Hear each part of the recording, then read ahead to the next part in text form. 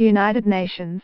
More than 100 countries defied President Donald Trump on Thursday and voted in favor of a United Nations General Assembly resolution calling for the United States to withdraw its decision to recognize Jerusalem as Israel's capital.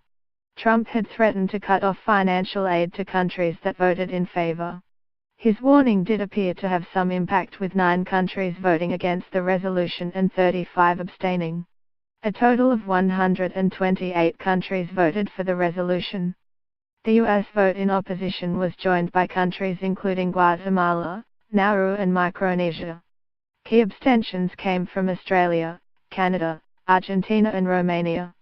The United States will remember this day when it was singled out for attack in the General Assembly. U.S. Ambassador to the UN, Nikki Haley, told the 193-member General Assembly ahead of Thursday's vote.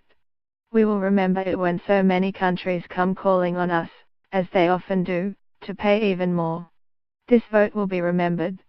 The U.S. threat was repudiated by speakers from countries supporting the resolution, which says the status of Jerusalem must be resolved through negotiations.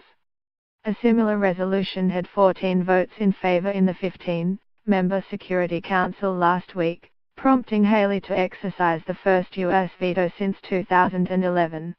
"We were all asked to vote no or face the consequences," Turkish Foreign Minister Mevlut Cavusoglu said before voting began. Some even threatened to cut development aid.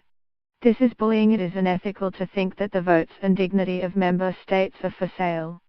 The debate follows Trump's December 6 announcement, which included a decision to begin moving the U.S. Embassy to Jerusalem from Tel Aviv.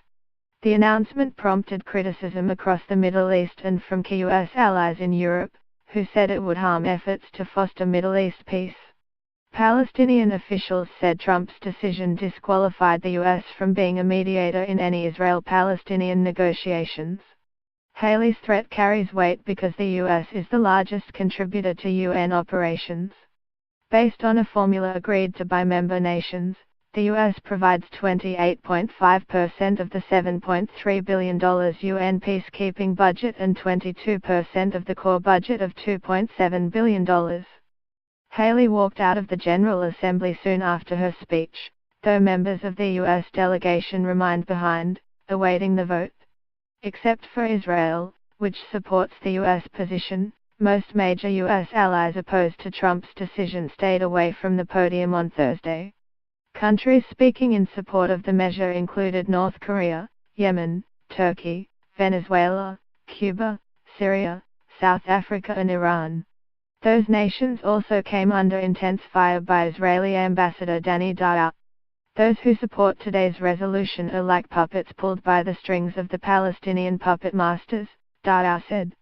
"If this body were really united for peace, it would pass a resolution condemning Palestinian violence." Haley this week warned other countries against supporting the resolution, saying Trump has requested I report back on those countries who voted against us.